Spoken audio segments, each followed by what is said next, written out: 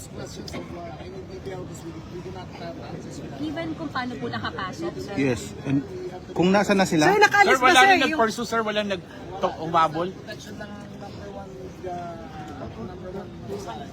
one reason we cannot tell you, ongoing pa. Ongoing pa. There's two buildings. So it's ongoing and we don't want to also, what you call this, telegraph dun sa investigation. Pero- We're all doing what we can. And USA is there, the PNP, the Chief PNP, binigyan ng specific instructions. Pero sir, as we speak lang, sir, wala pa, sir. Kahit isa, sir? Senate is safe, sir? The floors. We are sweeping all the floors. We have asked those. So far, yes. I'll decide mamaya. But so far, kasi nga dumating yung articles of impeachment at may meeting nga coordination ang lahat ng heads. Having said that, may I also appeal to any of you or anyone in the Senate, kung may videos kayo na you think it will help the investigation, submit it to us. Kasi maraming allegation, maraming denial. We have FB lives, sir. Yes, yes, yes. Please submit it to those, kung meron kayong videos, please submit it to those for our investigation. No one's under custody. Wala pa rin. Sen, how about the articles of impeachment po? Kamusta? It's secure, nakaalis na rin yung mga taga-house.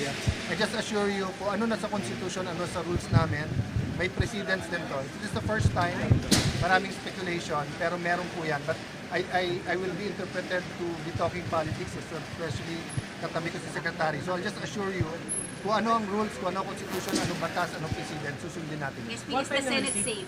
Is the Senate safe? We're making sure that is now, but I can tell you, especially for me, that I feel na cargo ko yung lahat ng empleyado at lahat ng mga senador, lalo po yung walang kamalay-malay dito. It was, you know, I don't know how to describe. And at first, you know, you get the whole point in time.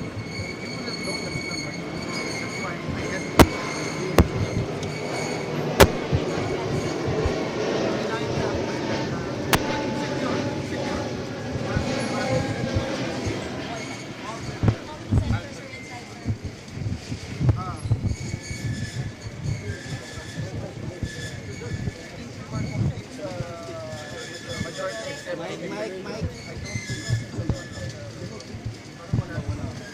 unless may nasa opisina, inside the... You are all here right now? Yes. We were complete sa Majority. 13? Except she's 12. anyone from the minority there. Parang wala naman yan. Unless may nasa opisina. Inside the... You are all here right now? Yung 12? Nasa loob pa? Yes. Yeah. Except for Sen Bato. Yeah. Senator Bato. Senator... How about San Robin? Yes, also here. Also here. Pagod yung dalawa kasi they've been here the last 3 days. Magsisiuwian po ba kayo, sir? Or dito lang We'll kayo? coordinate muna with the PNP. I will. Advise lang. It is my duty to ensure the safety of all the senators. Okay. Whether it is safe to go home or not, I will make that call. Okay. And I will make sure that they are safe to go home. Okay. Thank you, sir. Salamat po. Thank you, guys. Thank you.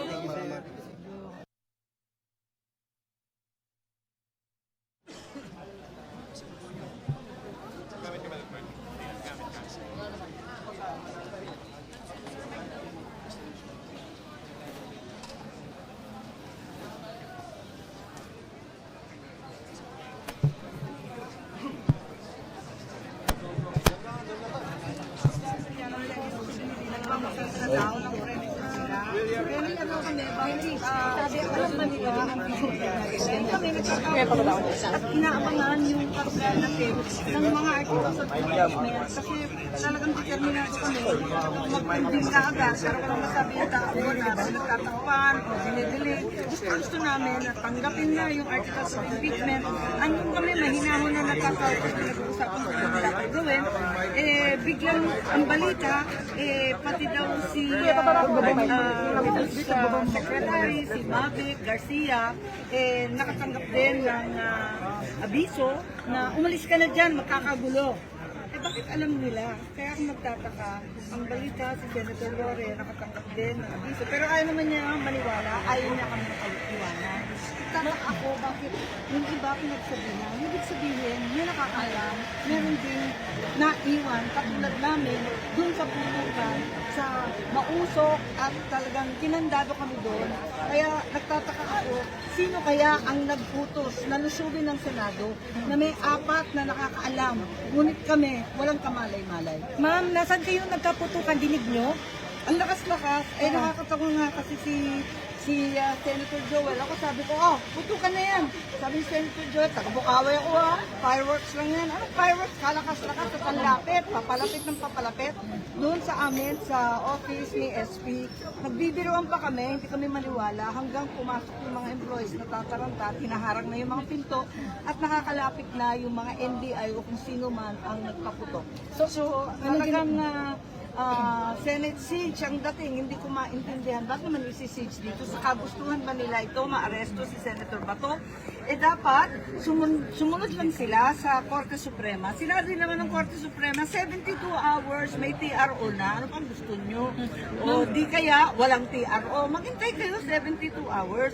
Wag naman yung ganito na sa kagustuhan, damputin si Senator Bato, talagang lulusubin ng Senado at naka-hostage lahat ng senador ng Republika. Ma'am, anong naramdaman nyo? Nung naging niyo putukan? Anong ginawa ninyo?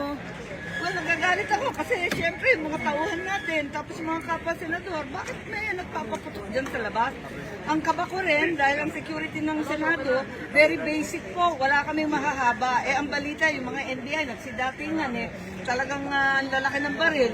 Tapos ang balita pa, may helicopter daw na umaaligid kanina. Yun nga, di nagkakakabahan na talaga lahat ng mga tao dito. Tapos pinalabas pa.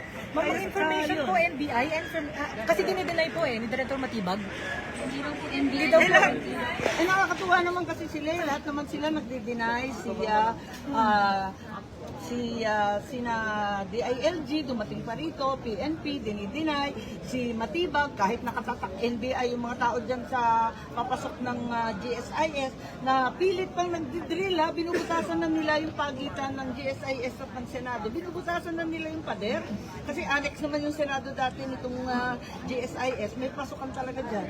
Abay si Matibag, o kung sino man, ipaliwanag nila kung anong ginagawa nitong mga NBI nila. Bakit nagkalat sila rito? Sir, bakit binubutasan yung pader? Panawagan. Hindi ko nga maintindihan di ba? Dapat may pahintulot dito sa Senado. Wala namang pahintulot. Kaya siguro, pumiglas binutasan na lang ng pilit. May message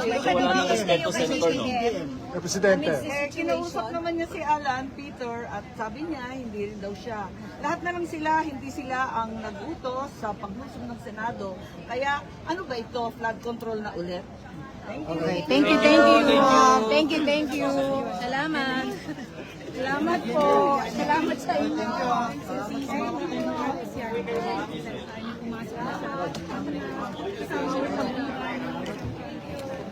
Salamat sa mahabang bias po ni Mark Salazar.